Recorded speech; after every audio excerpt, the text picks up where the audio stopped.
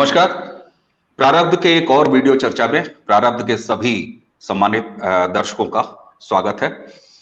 आपने हमारा थंबनेल देख लिया होगा और थंबनेल से आज की चर्चा का विषय आपको पता चल गया होगा। स्क्रीन के दूसरे हिस्से में दिख रहे हैं आज के विषय के जिनसे हम चर्चा करने जा रहे हैं, देवेंद्र सिकरवार जी। देवेंद्र जी, स्वागत है आपका। देवेंद्र जी का परिचय अगर मैं बताऊं तो इससे पहले कि इनकी कृति के बारे में बात की जाए, इनके द्वारा लिखी गई पुस्तक के बारे में बात की जाए, तो देवेंद्र जी का जो संक्षिप्त व्यक्तिगत परिचय है, आप बॉटनी यानी वनस्पति विज्ञान के अध्येता हैं। आप सोचें, एक तरफ वनस्पति विज्ञान और दूसरी तरफ पौराणिक इतिहास। देवेंद्र जी, किताब के बारे में सबसे पहले उसके नाम पर ही चर्चा करना। पहला प्रश्न मेरा, इस पुस्तक का नाम अनसंग हीरोज क्यों? और उसी के साथ जो सहायक प्रश्न है कि कोई भारी भरकम सा साहित्यिक और हिंदी का नाम क्यों नहीं, ये अनसंग हीरोज जैसा अंग्रेजी नाम क्यों? इसके पीछे मूल कारण तो ये है कि ये पिछले 8 सालों से मैं फेसबुक पर जो लिख रहा था, तो पुस्तक के बारे में लोगों के मस्तिष्क में ये बैठ गया है कि ये पुस्तक का जो नाम होगा वो अनसंग हीरोज ही होगा। ये सही है कि मुझे हिंदी में लिखना चाहिए था उसको, लेकिन चूंकि प्रचलित हो गई थी तो इसलिए मैंने उसे हटाना उचित नहीं समझा। बड़ी बात। अब इसके बाद जो कवर ही सामने आता है पुस्तक का, तो उसमें है अनसंग हीरोज और उसके बाद जो उसका नीचे जो लिखा हुआ है शीर्षक, वो है इंदु से सिंधु तक। अब यहां पर बात आती है, इंदु बहुत कॉमन नाम नहीं है, बहुत प्रयोग में नहीं है। सिंधु एक नदी को बिलोंग करता है, एक संस्कृति को बिलोंग करता है, तो बहुत ज्यादा सुना हुआ है। इंदु शुरू में कई लोगों को ऐसा लग सकता है कि शायद हिंदू गलत लिख दिया गया है, तो इसको आप बताएंगे कि पुस्तक के शीर्षक में इंदु और सिंधु, इन दो शब्दों का के प्रयोग का क्या अर्थ है? पहले तो इसका अर्थ क्या है? जी, इंदु दरअसल जो प्रतिनिधित्व करता है हमारे उस प्राचीन क्षेत्र को, जिसे आज की भाषा में हिंदू कुश कहा जाता है। वास्तव में ये इंदु कुश का ही एक रूप है। पुराने चीनी रिकॉर्ड में और पुरानी भाषाओं में इसे इंदु क्षेत्र ही कहा जाता था, जिसे सोम का क्षेत्र माना जाता था। और ये कोई संयोग नहीं है कि जो सोम वनस्पति जिसका वेदों में वर्णन है वो यही इसी क्षेत्र में पाई जाती थी। तो सोम का दूसरा नाम इंदु भी है, और इस तरह से चूंकि वहां पर सोम का इतना ज्यादा प्रयोग हुआ कि कालांतर में वो सोमलता पूरी तरह से क्या हो गई, विलुप्त हो गई। लेकिन वो पूरा क्षेत्र इसी वजह से, कुश माने संहार या कह लीजिए नष्ट होना, तो सोम नष्ट हो गए, तो संभवतः इसी कारण से उसका नाम, उस क्षेत्र का नाम पड़ गया इंदु कुश, और जो बिगड़ करके आज हमारे सामने है हिंदू कुश के रूप में। तो एक तरफ तो चूंकि हमारी जो पुरानी वैज्ञानिक सीमाएं थी, सांस्कृतिक सीमाएं, वो कहां तक थी? हिंदू कुश पर्वत तक, जहां पर मेहरौली का जो लौह स्तंभ आज जो मौजूद है, वो दरअसल वहां पर किसी पहाड़ी पर विक्रमादित्य, महाराज चंद्रगुप्त विक्रमादित्य ने उसे गाड़ा हुआ था। तो जो इंदु शब्द है वो हिंदू कुश को रिप्रेजेंट करता है, जो भारत की सबसे प्राचीन और वैज्ञानिक सीमा है, अखंड भारत की। और दूसरा सिंधु का अर्थ यहाँ सिंधु नदी नहीं है, बल्कि सिंधु का मतलब है यहाँ समुद्र, सागर, महासागर, दक्षिणी महासागर यानी हिंद महासागर। यानी आशा यह है कि हमारे हिंदू कुश पर्वत से लेकर के और दक्षिणी महासागर यानी हिंद महासागर तक के जो महान हमारे महानायक हुए, उनका विवरण इस पुस्तक में है। अच्छा, तो ये अर्थ हुआ जो उप शीर्षक है आपकी पुस्तक का, अनसंग हीरोज का, इंदु से सिंधु का, तो ये मतलब है। अच्छा, अब चूंकि ये किताब है, इसे पढ़ना है और पढ़ने के बाद अंदाजा लगेगा कि इसमें क्या है, लेकिन हम वीडियो माध्यम पे बात कर रहे हैं, तो इसको ये कह देना तो बड़ा सहज नहीं होगा कि आप सारी किताब में क्या क्या है सब बता दीजिए। हालांकि आप अपने सोशल मीडिया पेजेस पे बता भी रहे हैं और एक छोटी छोटी जानकारी रख भी रहे हैं, जिससे उत्सुकता लोगों की बनी रहे और बढ़ रही है। इतिहास को, अच्छा, ये पूछने से पहले अगर मैं एक लाइन में एक प्रश्न पूछूं और एक लाइन में आपसे जवाब चाहूं कि ये किताब पौराणिक किताब है या इतिहास है? इतिहास। ये किताब एक इतिहास है, ठीक है। तो फिर इतिहास को किस दृष्टिकोण से रखती है ये किताब आपकी? अगर इसको भी एक शब्द में कहूं तो पूर्ण तार्किक और वैज्ञानिक तरीके से इतिहास लेखन के पॉइंट ऑफ व्यू से, ऐसे लिखा थोड़ा गया और है। विस्तार दीजिए, थोड़ा और विस्तार दीजिए। जैसे थोड़ा सा ऐसे जैसे सभ्यता है, सभ्यता कैसे संसार में शुरू हुई। हम जनरली सभी हिंदू ये मानते हैं कि संसार में जहां भी सभ्यताओं की जो फैलाव हुआ है वो हमारे पूर्वजों और ऋषियों की देन है। लेकिन ये बताने में जनरली हम असमर्थ हो जाते हैं, हमारी पीढ़ी हमेशा असमर्थ हो जाती है। और उसका मूल कारण है कि हजारों साल की समय यात्रा में जो घटनाएं थी उनके चारों तरफ एक कलेवर चढ़ गया चमत्कारों जैसा। मुझे अच्छी तरह से याद है कि मुझे मेरे इंटरव्यू में, आईएएस के इंटरव्यू में, इंटरव्यूअर ने मुझसे पूछा था कि आप पौराणिक चमत्कारों को किस नजरिए से देखते हैं। तो मैंने सिर्फ एक शब्द का जवाब दिया कि समय यात्रा का खेल है पूरा। घटनाएं कुछ समय बाद एक इतनी ज्यादा चमत्कारिक रूप से वर्णित होने लगती हैं कि मूल सत्य कहीं ढक जाता है। तो मैंने वैज्ञानिक तथ्यों, तर्कों, आर्कियोलॉजी, ऋग्वेद, वहां से जहां भी मुझे इतिहास के सूत्र मिले उन सबको उठा करके इकट्ठा किया और उन्हें एक खास क्रम में लगाया। और इस तरह से वो चीजें पैदा, वो उस इतिहास का एक क्रम पैदा हुआ जिससे आप एक सभ्यतागत तरीके से देख सकते हैं कि किस तरह से पहले आग की खोज हुई, कैसे विचारों का उदय हुआ, फिर किस तरह से धातु युग आया, फिर किस तरह से खेती, आधुनिक खेती, हल से खेती शुरू हुई, कैसे घोड़े का इस्तेमाल शुरू हुआ। तो ये सभ्यता के उपादान थे। फिर उसके बाद हमारे देश पर लगातार दूसरी जातियों का आना जाना शुरू हुआ, लाइक ईरानी या फिर यूनानी या शक या कुषाण या हूण। तो इनसे हम कैसे लड़े, और फिर आखिर में जो जिस समय काल तक है 1000 ईस्वी तक, तो तुर्क लोग और जो मुस्लिम लोग आए उन्होंने हमला किया, तो उनका प्रतिरोध कैसे किया गया। तो ये केवल एक कोई घटनाओं का क्रम नहीं है, बल्कि सभ्यता की सारी चीजों को साथ लेकर चलती है। और साथ ही ये भी बताती है हम कौन थे। हमारे पूर्वज एक थे, हमारा रक्त एक है, हमारे, इसलिए हम सभी हिंदू भाई भाई हैं। ये सिद्ध करना इस किताब का सबसे बड़ा उद्देश्य है। अच्छा, देवेंद्र, आपकी ये किताब पढ़ते समय कई बार ऐसा लगा, क्योंकि आपने कहा कि बहुत इसका जो पूरी क्रोनोलॉजी है, क्रोनोलॉजी के सवाल पे हम बाद में भी आएंगे, लेकिन मैं उस शब्द का, केवल क्रोनोलॉजी शब्द का जिक्र करके जो मेरी जिज्ञासा है वो ये है कि कई बार आपकी ये किताब पढ़ते पढ़ते आपने चूंकि बताया कि ये काफी पहले के पौराणिक चरित्रों से शुरू होती है जिसके समय काल को निर्धारित करना है, यानी ये कह दिया जाए कि आदिकाल, आदिकाल से लेके 1000 साल पहले तक के इसमें पूरा आपने समेटा है। लेकिन उसी समय किताब पढ़ते समय कई बार ऐसा लगता है कि आपने पौराणिक चरित्रों का ऐतिहासिक मानवीकरण कर दिया है। ऐसा क्यों किया आपने? देखिए, अपने दर्शकों के लिए थोड़ा सा इसको मैं और सहज बना दूं कि किताब पढ़ते समय कई बार ऐसा लगता है कि ऐसे चरित्र, ऐसे महाचरित्र, ऐसे बड़े चरित्र जो पौराणिक चरित्र हैं, जो हम हमारा सनातन हो चाहे हिंदू जीवन शैली हो, वो आदर्श पुरुष के रूप में ही नहीं बल्कि पूज्य और भगवान के रूप में, ईश्वर के रूप में देखती है, उनके अवतारों के रूप में देखती है। तो कई बार ऐसा लगा है किताब पढ़ते समय, ऐसा क्यों लगता है कि आपने उन पौराणिक चरित्रों का बहुत सहज जैसा कुछ ऐतिहासिक मानवीकरण कर दिया है? ओके, देखिए, ये समस्या आज की नहीं है, ये समस्या उस युग की भी है जिस युग का वर्णन है। अगर आपने देखा हो तो उसमें किताब में भी जिक्र है और पुराणों में भी है कि असुर हमेशा वेदों में ऋचाएं हटाने की मांग करते थे। जैसे रावण ने विष्णु की ऋचाएं हटा दी, दक्ष प्रजापति ने शिव की ऋचाएं हटा दी थी जो महारुद्र से संबंधित थी।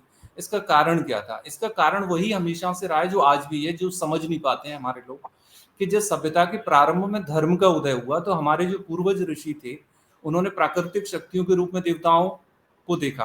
वर्षा के देवता इंद्र हैं, या फिर वायु जो झंझावातों के या व्याधियों के देवता रुद्र हैं, सूर्य हैं, वरुण हैं जो सारी सृष्टि को संचालित करते हैं। तो ये इन्होंने सारी प्राकृतिक शक्तियों का उन्होंने दैवीकरण किया।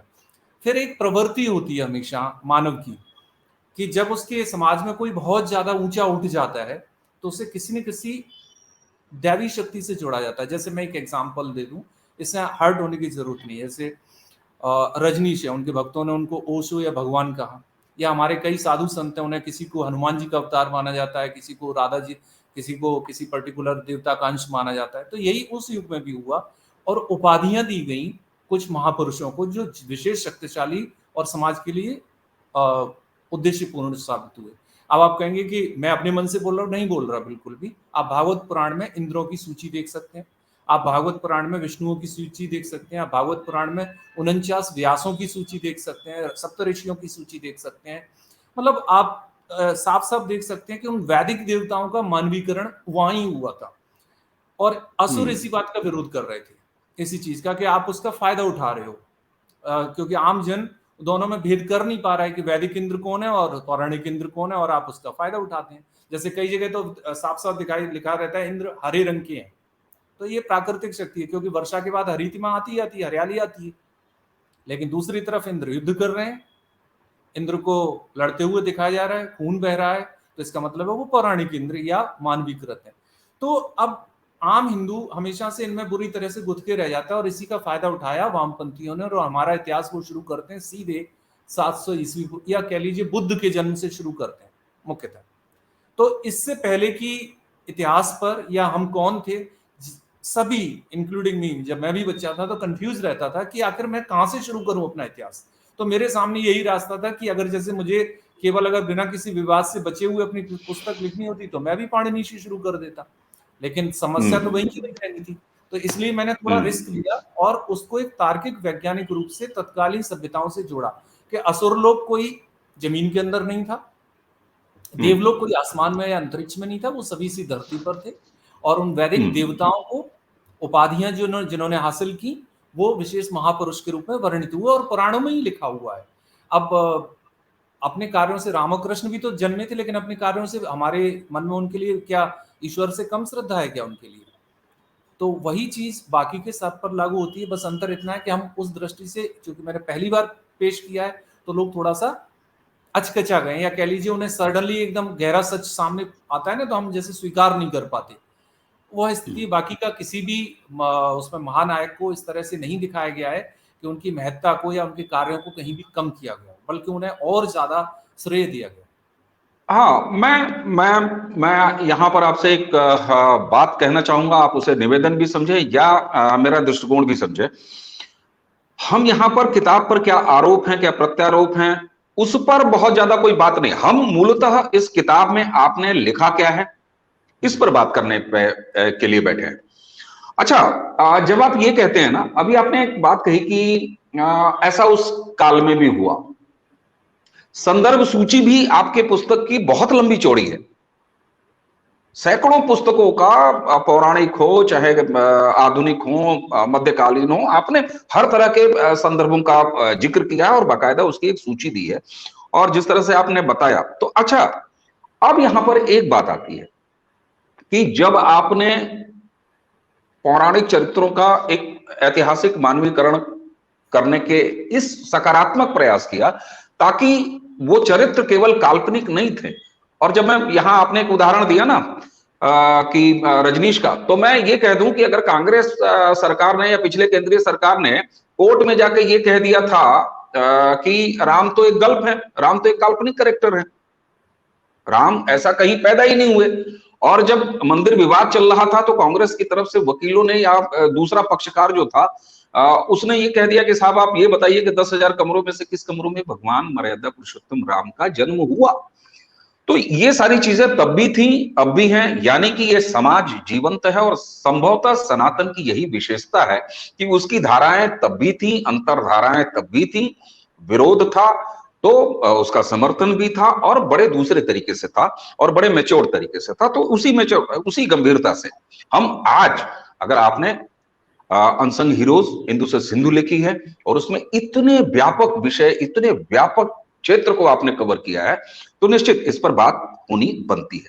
अच्छा, अब ये बताइए, जब विवादों का उदाहरण शुरू ही हो गया, आपने भी रजनीश का नाम लेते हुए कहा कि बुरा ना मानिएगा, मैंने भी कहा कि चलिए जरा सा राम की तरफ चले जाएं, उनको गल्प कहने पे चले जाएं। तो ये बताइए, आपकी किताब को लेके अचानक, क्योंकि मैं भी सोशल मीडिया पे हूं, आप भी सोशल मीडिया पे हैं, सोशल मीडिया आदमी देख ही लेता है, अचानक एक विवाद पैदा हुआ शिवलिंग को लेके। आपकी किताब यानी देवेंद्र सिकरवार की किताब अनसंग हीरोज, और उसमें शिवलिंग के अपमान, शिवलिंग को गलत तरीका, ये शिवलिंग विवाद क्या था ये शिवलिंग विवाद? देखिए, एक चीज आप चाहें तो मैं था की जगह था के साथ है भी इस्तेमाल कर लूं, ये क्या था क्या है? देखिए, पहली बात तो ये है कि इतिहास का अध्ययन थोड़ा-सा जटिल होता है और मैंने इसे वैश्विक संदर्भ में पढ़ा है। तो पहली बात तो ये है कि दुनिया में जब मातृसत्ता थी या उससे संक्रमण हुआ पितृसत्ता में, दुनिया की हर सभ्यता में आपको लिंग दिखाई देंगे। तो कोई बड़ी बात नहीं थी, मातृ जो योनि पूजा और लिंग पूजा सभी समाजों में थी। आप ज़्यादा दूर न जाइए, अभी आप कामाख्या पीठ पे चले जाइए, वहाँ सभी जानते हैं क्या पूजा होती है और 5 दिन बिल्कुल मंदिर क्यों बंद रहता है, ठीक है? बिल्कुल। अब एक जिस शिवलिंग को आज हम देख रहे हैं एक्चुअल में वो उस रूप में नहीं है। सत्य बात है कि इसको लोग समझ नहीं पाते। शुरुआत में जैसा कि मैंने जिक्र किया है कि हमारे समाज बर्बर समाज था। मैं एक चीज उदाहरण देना चाहूंगा लोहिया जी का। लोहिया जी ने कहा था इस देश के 3 सबसे बड़े फाउंडर हैं इस नेशन के, राम, कृष्ण और शिव। और मैं शिव को बिल्कुल। पहला फाउंडर मानता हूँ। अब मैंने उनका उल्लेख अनसंग हीरोज के रूप में क्यों नहीं किया? कौन सा भागा है जो शिव के बारे में नहीं जानता? तो मैंने सुयज्ञ को रखा क्योंकि उनको कोई नहीं जानता एक्चुअल में, ठीक है? तो उसी के संदर्भ में शिव का उल्लेख है। तो महारुद्र शिव वो पहले शक्ति थे, एक ज्योत पुंज के रूप में अवतरित हुए, जिस रूप में भी आप देखना चाहें। मैंने उन्हें ऐतिहासिक रूप में देखा है तो उससे कोई अपमान नहीं हो जाता उनका। उन्होंने इस देश में सबसे पहले सर्व समावेशीकरण की बुनियाद रखी। इस चीज को लोग भूल जाते हैं। पिशाच जाति जो सबसे बर्बर थी, जो कच्चा मांस खाती, ऋग्वेद में, ऐतरेय ब्राह्मण, महाभारत, सभी जगह उनका उल्लेख है। वो इतनी बर्बर जाति थी, उसे भी उन्होंने पराजित करने के बाद भी नष्ट नहीं किया, बल्कि उन्होंने उसको सर्व समावेशीकरण की नीति के तहत उन्हें जीवित रहने दिया, उनकी मान्यताओं को माना। और ये भी उल्लेख मिलता है कि वो लिंग पूजा करते थे, लेकिन उस जिस तरह से लिंग पूजा करते थे उसे वो हमारे समाज में स्वीकार हो ही नहीं सकती थी, क्योंकि ऋग्वेद उसकी कठोर निंदा करता है। तो ऋषियों ने उसको, उस लिंग पूजा के विभत्स रूप को ज्योतिर्लिंग, जिसका शिव पुराण में उदाहरण मिलता है कि भगवान शिव एक ज्योतिर्पुंज के रूप में प्रकट हुए, तो हमने शिवलिंग को ब्रह्मांडीय संरचना के मूल पिंड के रूप में परिभाषित करके उसकी पूजा की। तो आज जो हम शिवलिंग देख रहे हैं ये वो नहीं है। इस चीज को लोग समझ नहीं पाते। वो शुरुआत भले ही उन्होंने ऐसे की, लेकिन हमने उसको पुनर्व्याख्यात किया। यही तो हिंदू धर्म है। हम हमेशा समाज से या कहीं से भी कोई चीज लेते हैं और अपने हिसाब से उसे परिमार्जित करके श्रेष्ठतम रूप में प्रकट कर देते हैं। उन्होंने कहा ठीक है, तुम इसकी पूजा करते हो, लेकिन तुम इसे स्थूल रूप में देख रहे हो, गलत है। ये ब्रह्मांड में जीवन का आधार है। ये केवल कोई चेष्ट नहीं है, बल्कि ये ब्रह्मांडीय पिंड है, ये शिवलिंग है। तब आज वर्तमान शिवलिंग ब्रह्मांडीय पिंड का प्रतीक है, न कि उस बर्बर प्रथा का। तो लोग इसको इस रूप में समझे, न कि मैंने सिर्फ उसकी शुरुआत बताई थी कि शुरुआत कैसे हुई। और ये संयोग नहीं है कि जो कौल संप्रदाय है उसकी नींव कहाँ रखी गई? कश्मीर में। और पिशाच जाति जो आज पिशाई कश्मीर के रूप में अफगानिस्तान में मौजूद है, वो कश्मीर की मूल हाँ, ये पिशाच पे मेरा एक अलग प्रश्न है। हाँ, वो उसको समय लेके आपसे पूछूंगा। तो जी, आप कुछ कंटिन्यू कर रहे थे जी। हाँ, तो बस प्लीज। ये मूल रूप से है कि हम चीजों को लेते हैं, देखते हैं, बर्बर रूप में होता है तो हम उसे सुधार देते हैं, अच्छी चीज होती है तो हम उसे ऐसे सच्चे स्वीकार कर लेते हैं। एक छोटा सा उदाहरण देना चाहूंगा। भगवान कृष्ण जो है 12 वर्ष की तपस्या के लिए गए थे, महाभारत में उल्लेख है, पुत्र प्राप्ति के लिए। और जब वो लौट रहे थे बद्रीनाथ धाम में, घंटाकर्ण नाम के राक्षस ने उनको जो ये बताया, भगवान शिव ने प्रसन्न होकर कि तुम्हें दर्शन देने के लिए, मोक्ष देने के लिए स्वयं भगवान आ रहे हैं। और वो उनके पास पहुंचा, कृष्ण के पास, और उन्होंने कृष्ण के सामने प्रसाद में क्या रखा जानते हैं? नरमांस। क्योंकि उसकी दृष्टि में वही सबसे अच्छा था, वही पवित्र था, क्योंकि उसने एक महापवित्र ब्राह्मण का मांस रखा था, उसकी दृष्टि में वो पवित्र था। तो कृष्ण क्या करते? सुदर्शन चक्र निकालते, उसका वध कर सकते थे 2 मिनट में। लेकिन कृष्ण ने ऐसा नहीं किया। उसे समझाया कि तुम्हारी भावना चाहे जितनी अच्छी हो, लेकिन ये विधि बहुत विभत्स है, इसमें एक प्राणी, एक सदाचारी ब्राह्मण के प्राण गए, और ये मांस ये मुझे पसंद नहीं है, इसे बदलो। घंटाकर्ण आज बद्रीनाथ क्षेत्र के प्रमुख लोक देवता हैं। ये है हिंदुत्व। हम किसी भी खराब चीज को एकदम से ठुकराते नहीं, हम मारते नहीं, कत्ल नहीं करते, और उन्हें नष्ट नहीं करते, बल्कि उसे परिमार्जित करने की कोशिश करते हैं। घंटाकर्ण इसका एक बहुत बढ़िया उदाहरण है। आज भी आप उत्तराखंड में जाइए, बद्रीनाथ क्षेत्र में, घंटाकर्ण वहां के लोक देवता हैं। वही शिवलिंग के केस में पिशाच जाति पूजा करती थी, लेकिन हमने उसको न नष्ट किया, न उसे खारिज किया, बल्कि उसे दिव्य ब्रह्मांडीय पिंड के रूप में परिभाषित करके जन जन तक फैला दिया। शिवलिंग के संदर्भ में मेरा यही कहना था। चलिए, एक सवाल, जब किताब को लगातार पढ़िए ना, और पढ़ते जाइए पढ़ते जाइए पढ़ते जाइए, तो अचानक कई बार ये लगता है कि पौराणिक महानायकों का जब आप बारे में बात कर रहे हैं किताब में, तो जो किताब की क्रोनोलॉजी है वो बड़ी मॉडर्न लगती है। दर्शकों के लिए मैं क्रोनोलॉजी, हमारे जो हिंदी के दर्शक हैं हमारे, और भी, मैं किसी के अंग्रेजी ज्ञान को नहीं टोक रहा हूं।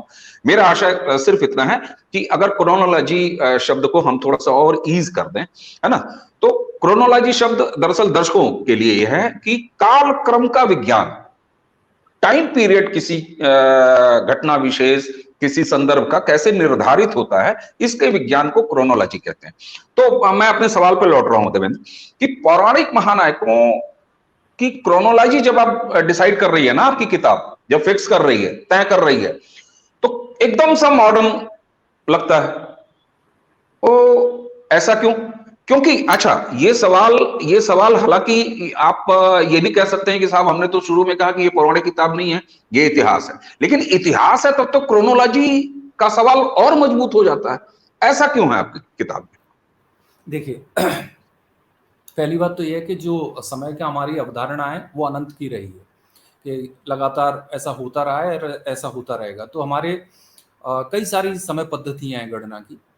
अब हुआ क्या कि जैसे मध्यकाल में मंदिर नष्ट हो गए, ब्राह्मणों को जंगलों में क्षत्रियों के साथ और समाज के अन्य लोगों के साथ भागना पड़ा। उस समय सर्वाइवल ही एक सबसे बड़ी समस्या थी। हमारी लाइब्रेरीज नष्ट की जा रही थी, नैमिषारण्य में जो प्रतिवर्ष समागम होते थे, कुंभ में जो समागम होते थे, वो बंद हो गए थे। तो ऐसी कंडीशन में सर्वाइवल के पॉइंट ऑफ व्यू से मिल नहीं पा रहे थे, तो हर जगह जहां जिसको जितना समझ में आ रहा था उसी हिसाब से वर्णित कर रहा था। तो दिव्य वर्ष, मानव वर्ष, ध्रुव वर्ष, ब्रह्मांडी वर्ष, ऐसी कई सारी अवधारणा थी। जैसे फिजिक्स में कहते हैं CGS पैटर्न, MKS पैटर्न। तो अलग अलग समय में अलग अलग समय गणनाएं थी। लेकिन मैंने मॉडर्न का क्यों इस्तेमाल किया, उसका कारण मैं आपको बता देता हूँ। जब आप इतिहास लिख रहे होते हैं तो तार्किक ही लिखना पड़ता है। आप ये नहीं कर सकते, चमत्कारों को साथ में लेके नहीं चल सकते, फिर तो पुराण है ही, फिर जरूरत क्या है उसको करने की। अब आप हाँ, हालांकि जिस इतिहास को हम, आपकी पीढ़ियां और हमसे पहले की पीढ़ियां भारत में पढ़ती आई हैं, वो एक एजेंडा के तहत इतिहास लिखा एजेंडा, गया है। तो इतिहास एजेंडा के तहत भी लिखा जाता है। जी, बिल्कुल। आप कंटिन्यू करें। तो जैसे अब आप, मैं सिंपल से बताता हूँ, भगवान राम और भगवान कृष्ण के बीच में कितनी पीढ़ियों का अंतर है? 30 पीढ़ियों का अप्रोक्सीमेटली। हम्म। अलग अलग पुराणों में थोड़ा बहुत अंतर हो सकता है, अदरवाइज 30 पीढ़ियों का अंतर है। ठीक है। हम्म। भगवान राम हुए त्रेता युग के अंतिम चरण में, और भगवान कृष्ण हुए उसके क्या नाम है उसका, द्वापर के अंतिम चरण में। द्वापर की एज है तकरीबन 8,64,000 वर्ष। तो इसका मतलब दोनों के बीच में कितना टाइम पीरियड हो गया, अगर हम इस गणना को लेते हैं तो 8,64,000 अप्रोक्स। अब अगर हम इसे 30 पीढ़ियों से डिवाइड करते हैं तो हर एक पीढ़ी की एक औसत आयु कितनी निकलती है? लाखों वर्ष की, बहुत मतलब ज्यादा हो हजारों गई। वर्ष। तो पौराणिक रूप से तो मान्यता हो सकती है, पुराणों में तो कई सारे इस तरह की बात, मतलब चमत्कार वगैरह हैं, तो एक श्रद्धालु के लिए कोई दिक्कत नहीं होती। लेकिन एक इतिहास के विद्यार्थी के लिए, इतिहास जो पढ़ रहा होगा वो एक्सेप्ट तो नहीं करेगा ना। तो वो तो एक एवरेज एज पे कितनी मानेगा? 30 वर्ष, एक पीढ़ी से दूसरी पीढ़ी के बीच में आने का समय। अच्छा, आप इसको दूसरा भी उदाहरण में दे देता हूँ। भगवान राम 24 वर्ष के आसपास जंगल गए, लगभग 45-46 साल की एज में उनका वापस लौटे और उनका राज्याभिषेक हुआ। अब सोचने वाली बात है, वहां पर एक ब्राह्मण का बालक आता है, वो कहता है कि मेरा बच्चा तो अभी 5,000 साल का ही था। तो जिस पीरियड में भगवान राम जवान हो गए और 45 साल के हो गए, उस पीरियड में वो बच्चा अभी 5,000 साल का ही है। तो थोड़ा सा कुछ हमें अपना इतिहास में एक कॉमन सेंस लगाना ही पड़ता है। हम अगर हमें वही करना है तो फिर पुराणों को ही पढ़ना पड़ेगा, लेकिन इतिहास के नजरिए से पढ़ेंगे हमें तार्किक होना ही पड़ेगा। तो अगर हम एवरेज एज निकाल करके 30 वर्ष, जो कि तब भी ज्यादा ही है, अगर हम निकालें तो लगभग 1,000 वर्ष का अंतर दोनों के बीच में पड़ता है। तो इस तरह से मैंने कालगणना की। अगर दूसरी तरफ देखें महाभारत या महाभारत पीरियड की, पुराणों को ही उठा लीजिए, पुराणों और भगवान बुद्ध के बीच में और महाभारत के बीच में लगभग जितने राजवंश हैं उन्हें अगर आप रोल करते हैं, उलटते हैं, तो लगभग 2,000 वर्ष का अंतर आता है। 3,102 ईस्वी पूर्व तब भी नहीं आता। हालांकि मैं फिर कह रहा हूँ इस बात को, मेरा कोई दुराग्रह नहीं है, कोई आग्रह नहीं कि इसी को माना जाए। कल को ऐसे प्रमाण मिल जाते हैं कि नहीं यही सही है 3,102 ईसा पूर्व का, तो कोई दिक्कत नहीं है, तो संशोधन होते रहे। कोई किताब मेरी अंतिम तो है नहीं कि ये अब इसमें कोई बदलाव नहीं हो सकता, कभी भी एक अक्षर का, ऐसा कुछ भी नहीं। ये सिर्फ एक पहला प्रयास है। आने वाली पीढ़ी अपने हिसाब से और प्रमाणों के हिसाब से इसमें संशोधन कर लेगी। लेकिन मुझे इतिहास के नजरिए से जो इतना तार्किक लगा, मैंने क्रोनोलॉजी को आधुनिक नजरिए से उसमें प्रस्तुत किया है। तो वो राम और कृष्ण के बीच में 1,000 वर्ष से ज्यादा गैप लाना थोड़ा सा और दूसरी जो घटनाएं विश्व में हो रही थी उनसे महाभारत को जब मैं जोड़ता हूँ या रामायण युग को जोड़ता हूँ तो फिर उससे भी वही वाली दिक्कत आती है। अदरवाइज सारी घटनाएं आपको महाभारत के बाद विश्व में होती हुई दिखाई देंगी, यानी कि सारी सभ्यताओं से पहले ही महाभारत हो चुकी है, उसके बाद विश्व में अन्य सभ्यताएं अस्तित्व में आई। ऐसा हमें प्रमाणित करना पड़ेगा विश्व में। अगर आपको ये मानना है कि काल्पनिक नहीं है तो फिर आपको ये इसके लिए सबूत लाने पड़ेंगे, क्योंकि हम आस्थागत पॉइंट ऑफ व्यू से पूजा पाठ तो कर सकते हैं लेकिन आस्थागत रूप से दुनिया के सामने प्रमाणित नहीं कर सकते। आप कुछ कह सकते हैं हमें जरूरत ही क्या है, ठीक है, फिर कोई आवश्यकता नहीं है, फिर तो जो भी नई पीढ़ी जिस तरह से मजाक उड़ाएगी उड़ाती ही रहेगी। तो मूल सवाल तो यही है कि हमारी पीढ़ी क्यों विमुख हो रही है। मैंने अपने टीचिंग कैरियर में पाया, वो हमेशा ये कहते हैं कि सर सब कुछ इलॉजिकल लगता है, साइंस कुछ और बताता है, ये कुछ और हम बुरी तरह भ्रमित हो जाते हैं, हमें साइंस ज्यादा लॉजिकल लगता है। तो मैंने साइंस और लॉजिक दोनों को मिलाकर के इस चीज की इसका क्रोनोलॉजी में ध्यान रखा है। और क्लास में जब भी मेरा अनुभव रहा है, मैंने क्लास में बच्चों को बताया तो बच्चे हमेशा एक ही बात कहते हैं, हमें इतिहास ऐसे क्यों नहीं बताया गया आज तक, ये हमें कितनी तेजी से समझ में आ गया। और उनमें से कई तो बच्चे इतने कट्टर बन चुके हैं, आज आपको जानकर खुशी होगी कि इंस्टीट्यूट में इस बात पर अड़ गए कि जन्माष्टमी पर प्रोग्राम नहीं हुआ तो अब सेंटा क्लॉज का प्रोग्राम भी नहीं होगा। हमारा सेंटा क्लॉज से क्या लेना देना, कृष्ण की जब पूजा नहीं हो रही है इस इंस्टीट्यूट में तो फिर ये आपका क्रिसमस क्यों मनेगा। तो आप मुझे बड़ी खुशी हुई उस दिन जिस बच्ची ने ये ऊधम खड़ा किया, हंगामा खड़ा किया, तो मुझे बिल्कुल परवाह, मैं अभी भी प्राउड करता हूँ उस बच्ची पर। वो इस हद तक चीजों को समझ गई और आत्मसात कर ली। तो मेरी ये इच्छा है, समय काल की जो भी गणना है, किसी को अगर उसमें सहमत नहीं है, आगे सुधार होता रहेगा, ये कोई अंतिम नहीं है, आगे आने वाली पीढ़ी सुधार कर लेगी। अभी तात्कालिक मेरा लक्ष्य है कि हर बच्चे तक तार्किक रूप से हमारा पौराणिक इतिहास पहुंचे और वो सीना ठोक करके कह सके राम कृष्ण सिर्फ कोई काल्पनिक व्यक्तित्व नहीं है, कोई मिथ नहीं है, वो हमारे पूर्वज थे, उनका खून हमारी रगों में दौड़ रहा है। बस ये मूल रूप से क्रोनोलॉजी के संदर्भ में भी यही मेरा मत है। बड़ी बात है, आपने अपनी ये जो बात कही ना, इससे मेरे दो प्रश्न जो हैं वो लिस्ट से मेरे कट जाने वाले हैं। मेरा एक प्रश्न ये था कि तब आप ऐसा करके क्या इस तरह की क्रोनोलॉजी डिसाइड करके फिर आप इसका मतलब वेद और पुराणों को नकार रहे हैं? एक तो ये प्रश्न कट गया, क्योंकि जब आप ये कहते हैं कि मेरी किताब या यह किताब या कोई किताब कम से कम सनातन पर, हिंदू जीवन दर्शन पर कोई अंतिम नहीं हो सकती, ये आदिकाल से चलता आ रहा है और ये आगे भी चलता आएगा।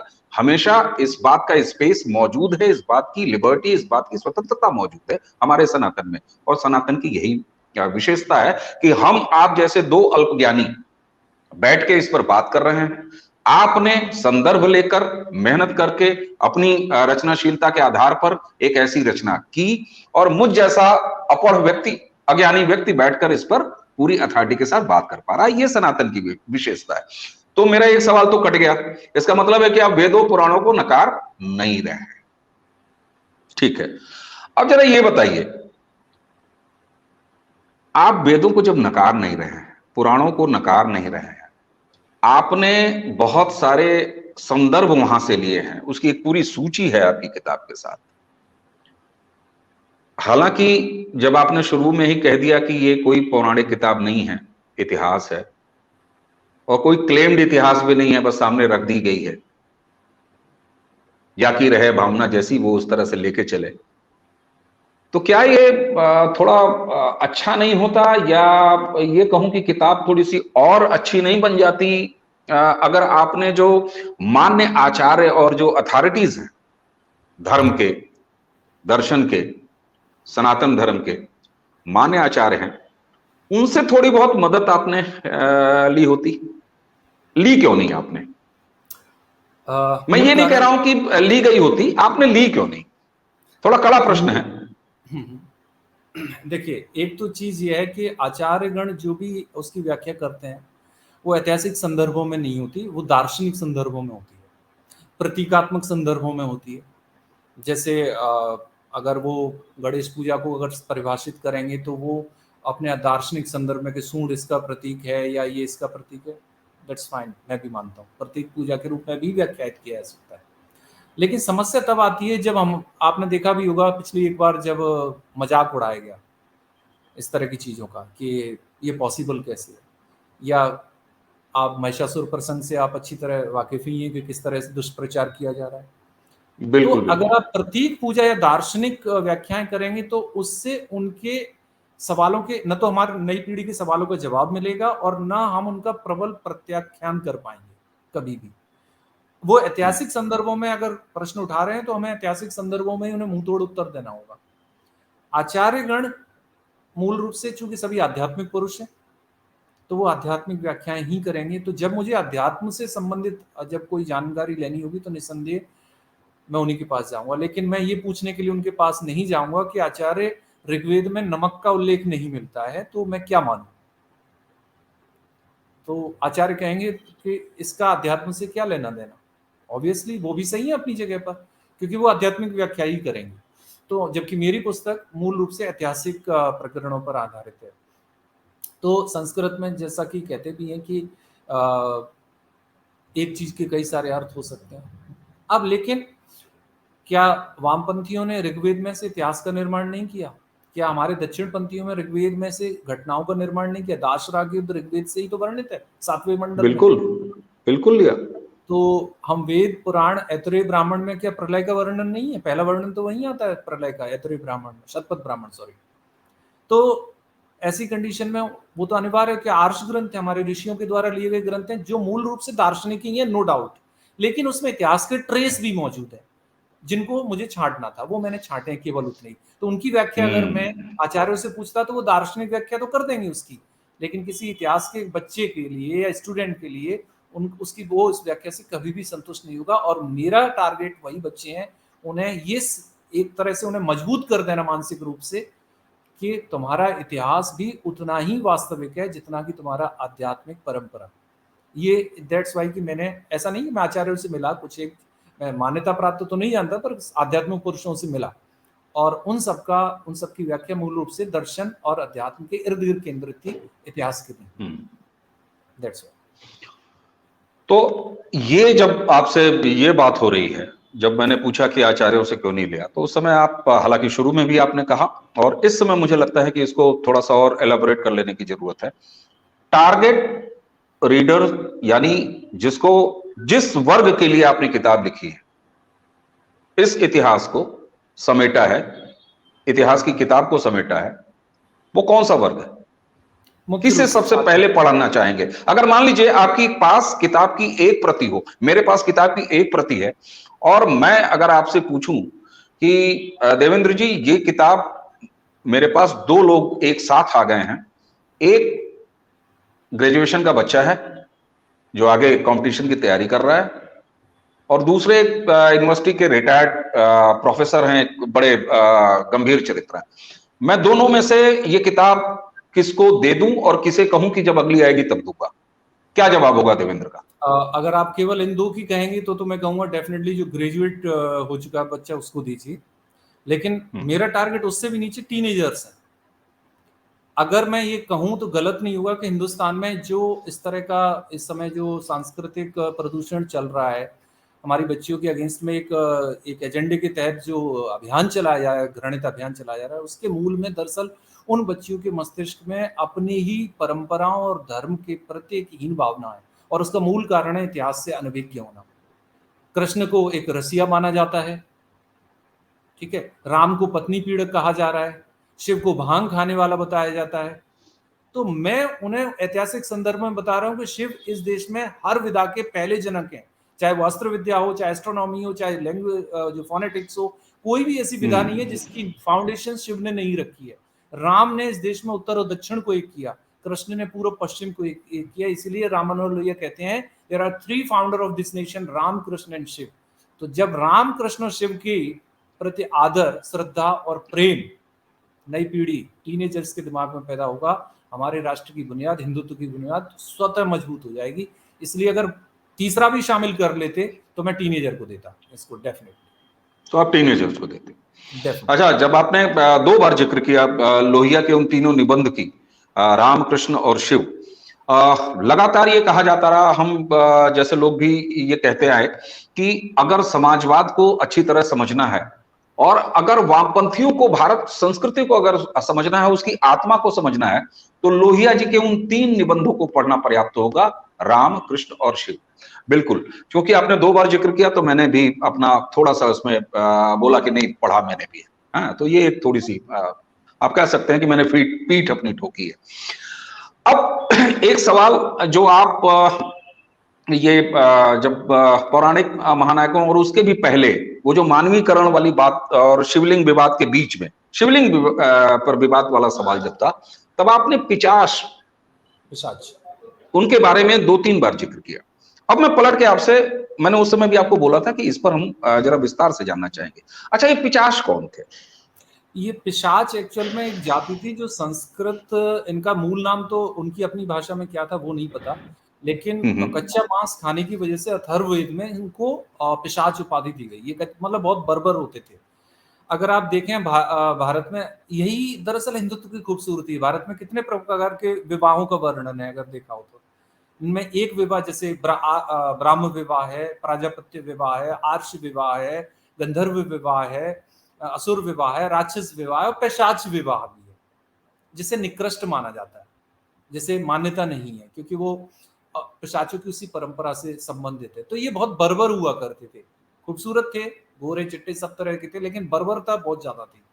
तो ऐसा विवरण मिलता है कि नागों और पिशाचों के विरुद्ध नीलामत पुराण, कश्मीर की लोक परंपरा, उनमें विवरण मिलता है कि शिव ने इनको परास्त किया और इन्होंने और अपने गणों में भूत, भोटिया आज भी मौजूद है भारत में, ठीक है, तो उन सबको परास्त करके, लेकिन बस यही महादेव की, इसीलिए तो उन्हें मतलब भोलेनाथ कहा गया है, किसी को नष्ट नहीं किया उन्होंने उनको सुधारा। और कश्मीर में कौल संप्रदाय की अगर जो नींव रखी गई तो मैं मानता हूँ इसी घटना से प्रेरित है। बाद में ये जो पिशाच हैं ये अफगानिस्तान में जा बसे, क्योंकि उस समय जातियां घूमती फिरती रहती थी, किसी एक जगह रहती हूँ ऐसा निश्चित नहीं था। और आज वो जाति कहलाती है पिशाई कश्मीर। आज भी अफगानिस्तान के जो लमगान प्रांत है वहां पर ही मौजूद है। तो अब इस्लाम स्वीकार कर लिया उन्होंने, तो भूल गए अपने अतीत को, भुला दिया गया है, बल्कि ये कहना ज्यादा सही होगा। लेकिन ये कहना ज्यादा, हाँ, ये कहना ज्यादा भाषा मौजूद है, कथा सरित सागर उसी पैशाची भाषा में लिखी गई है, उनका अपना ग्रामर भी है इवन। तो जो शिवलिंग पूजा, ये लिंग पूजा स्टार्ट हुई ऋग्वेद में, यहाँ बार बार कह रहा हूँ, ऋग्वेद में उसका निषेध है, उनकी निंदा की गई है पिशाचियों की, दस्युओं की, कि वो लिंग पूजक हैं। लेकिन वही महारुद्र शिव तो ऑर्डर नानी है, उन्होंने किसी को नष्ट नहीं किया और उन्होंने उसको पुनर्परिभाषित किया। बोले कि ठीक है ये प्रजनन का प्रतीक है, लेकिन ये ब्रह्मांड का प्रतीक ज्यादा है, जहां से जीवन की शुरुआत होती है, ये मेरा प्रतीक है। तो उस पिंड के रूप में शिवलिंग की पूजा शुरू हुई। तो पिशाच जाति को मैं श्रेय देता हूँ कि भले ही विकृत रूप में उनसे शुरू हुई, लेकिन आज हमने उसे एक पिंड को एक क्वांटम मैकेनिक्स की परिभाषा के नजदीक लाके रख दिया। शिवलिंग की अगर आप व्याख्या करेंगे तो क्वांटम मैकेनिक्स के नजदीक चली जाएगी।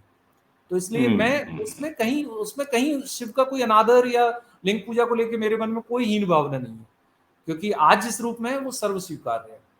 और मैं तो शिव का इतना ज्यादा मतलब कह लीजिए उनसे सम्मोहित हूं कि वो किसी भी रूप में हो मुझे स्वीकार है। और अगर आप बिल्कुल मुझे कोई दिक्कत नहीं है, तो क्यों लोगों को श्रद्धा इतनी कमजोर है कि जरा सा किसी ने कुछ कह दिया, अरे ऐसे नहीं ऐसे होगा। तुम शिव को सुधारने वाले कौन होते हो भाई? उन्होंने जो किया वो उन्हीं तक सीमित रहने दीजिए, आप केवल हाथ जोड़िए, क्योंकि उन्होंने आपके लिए एक महान राष्ट्र का, एक महान संस्कृति का निर्माण करके दिया आपको। तो मैं तो शिव को इस रूप में देखता हूँ, बाकी के लोग किस रूप में देखते हैं मैं नहीं जानता।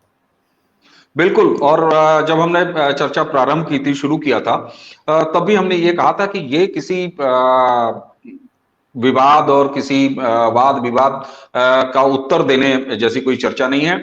मेरी जिज्ञासा और मेरा मन था है कि मैं इस किताब पर, आपकी इस क्रिएशन पे बात करूं और उसके हर पहलू पे बात कर रहा हूं। मैं जब मुझे पढ़ते पढ़ते उस किताबों को जब लगा कि मुझे आपसे तिरछे सवाल पूछने हैं, मैंने आपसे तिरछे सवाल पूछे। जब मुझे लगा कि मेरी ये जिज्ञासा लेखक ज्यादा अच्छी तरह शांत कर सकता है, मैंने तब वो पूछा।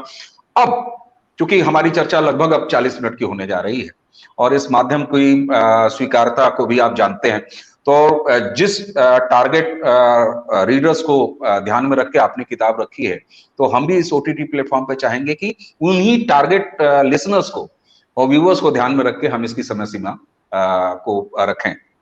एक अंतिम सवाल आपसे, इस किताब पर, इसके संदर्भों पर आगे भी चर्चा होती रहेगी। आप अगली किताब लेके आएंगे, उस पर फिर चर्चा होगी। लेकिन चलते चलते एक सवाल, ये जिज्ञासा है मेरा, ये प्रश्न नहीं है। ऋग्वैदिक पठान जातियां ये कौन थी? आपने किताब में इसका जिक्र किया है। देखिए, रहस्य खोलने जैसा है, लेकिन फिर भी बता देता हूँ। प्राचीन काल में जो हिंदुकुश पर्वत पर एक जाति रहती थी, अश्व को पूजने वाली, गंधर्व, तो उन्हीं के वंशज हैं। दो शाखाओं में बट गए, एक किन्नौर में आवास है, जिन्हें किन्नर कहते हैं और कहा जाता था, इनफैक्ट आज तो नहीं है। और दूसरे जो अफगानिस्तान में छोटे छोटे कई समूहों में बट गए, अश्वक, अश्वकायन और पक्ष, अप्रीत, मधुमंत, तमाम सारे अपने अपने पूर्वजों के नाम पर कई सारे गण बन गए। ये सब उस जगह उसी के नाम पर, ऐसा माना जाता है कि अश्वकायन के नाम से ईरानियों ने उसे अस्पनाइन कहा और उन्होंने यूनानियों ने अस्पेनोइस, जो बिगड़ के हो गया अफगान और अफगानिस्तान। तो पठान शब्द आधुनिक है, लेकिन अगर मैं किताब में हर जगह संस्कृत शब्द पक्ष का इस्तेमाल करता, अप्रीत का इस्तेमाल करता या मधुमंत का इस्तेमाल करता, तो जाहिर सी बात है नई पीढ़ी इन शब्दों से कोरिलेट नहीं कर पाती। जब मैं पठान शब्द का इस्तेमाल करता हूँ, अच्छा ये वो हैं अफगानिस्तान वाले, ये भी हिंदू थे, वाह, तो उसे हिंदू धर्म की विशालता का अनुभव होता है। उसे ये पता लगता है कि हमारी सांस्कृतिक सीमाएं, जो अरबों ने कहा था अल हिंद, कहां से? अफगानिस्तान यानी हिंदू कुश, यानी इंदु से सिंधु तक, अल हिंद यानी भारतवर्ष। यानी अब इन तमाम बातचीत के बाद अगर मैं ये कहूं कि देवेंद्र सिकरवार ने अनसंग हीरोज इंदु से सिंधु तक के नाम से एक ऐसी किताब लिखी है जिसको पढ़ने और समझने के लिए कोई डिक्शनरी या शब्दकोश लेके नहीं बैठना होगा, ऐसा है? बिल्कुल, इसीलिए मैंने कई प्रचलित शब्दों की मूल उत्पत्ति देने के बाद उनका सामान्य इस्तेमाल किया है। जैसे सुमेरु पर्वत, मैंने बता दिया वो पामीर है, फिर आगे मैंने हमेशा पामीर शब्द इस्तेमाल किया। हर चैप्टर में सुमेरु पहले दिया जाएगा, सुमेर या पामीर, और फिर पामीर इस्तेमाल किया है। क्यों? सुमेरु पर्वत कहाँ है बच्चा नहीं समझ पाएगा, लेकिन पामीर समझ जाएगा। और कई बच्चे, मुझे कई सूचनाएं दी हैं कि उनके बच्चे नेट पर पामीर पर्वत को ढूंढ रहे हैं, वो अफरीदियों को पढ़ रहे हैं। तो इससे साफ साफ जाहिर हो रहा है कि वो अपनी विरासत को जानने के लिए उत्सुक हैं, और यही इस किताब का मूल उद्देश्य है कि बच्चे अपनी विरासत को जाने कि हमारे पूर्वज कहाँ से कहाँ तक फैले हुए थे, भारतवर्ष की सीमाएं कहाँ से कहाँ तक। बिल्कुल, भारतवर्ष की सीमाएं कहां से कहां फैली है, लेकिन इस बीच एक मॉडरेटर होने के तौर पर मुझे अपनी सीमाएं सामने दिख रही हैं। बहुत बहुत धन्यवाद देवेंद्र, और हमें उम्मीद होगी कि इस किताब पर और भी अभी बहुत सारी बातें बची हुई हैं, बहुत सारी कड़े प्रश्न भी हमारे बचे हुए हैं, बहुत सारे सकारात्मक जिज्ञासाएं बची हुई हैं, जिनको पढ़ने के बाद, मैंने कहा डिक्शनरी तो नहीं, लेकिन बात करने का बड़ा मन करता है। एक तो है आपकी ये किताब, पन्ना दर पन्ना, हर पलटते पन्ने के साथ जिज्ञासाएं बड़ी पैदा करती है।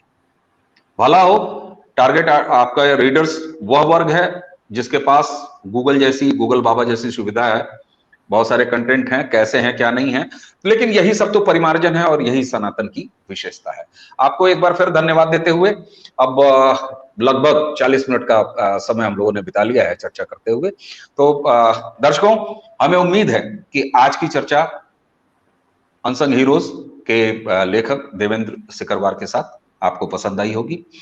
आपसे अनुरोध है कि अगर हमारी चर्चाएं आपको पसंद आती हैं, हमारे वीडियोस आपको पसंद आते हैं, तो इस चैनल को सब्सक्राइब कर लीजिए, लाइक करिए और इसके बेल आइकन को दबा लीजिए, ताकि जब भी हम ऐसी कोई चर्चा लेके आए तो उसकी सबसे पहले सूचना आपको मिले। धन्यवाद देवेंद्र जी, नमस्कार।